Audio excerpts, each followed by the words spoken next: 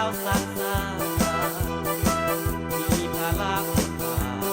แนวลาวสร้างสรรค์ได้ก้าวไกล60 ปี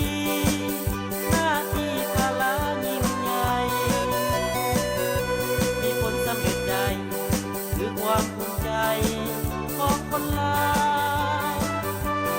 องค์การสำคัญทางด้านการเมืองชาติลาวผู้เมืองทั่วสังคมมีความสุขสันต์มีความสามัคคีในหน้าที่ประชาสัมพันธ์ทุกเผ่าชนลาวนั้นร่วมใจกันเป็นจิตใจเดียวเดินตามแนวทางพักน้ำพาที่สลาดสงสัยนำความศรีวิไล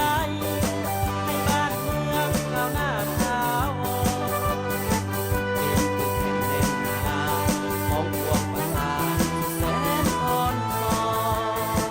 แผ่นดินลาวทุกตอนแน่นอนความสงบปลอดภัย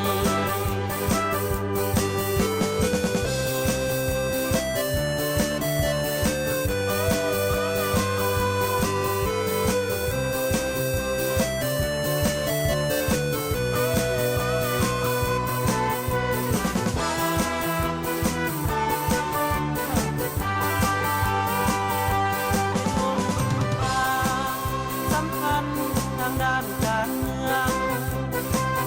ชาติลาวผู้เมืองทั่วสังคมมีความสุขสันต์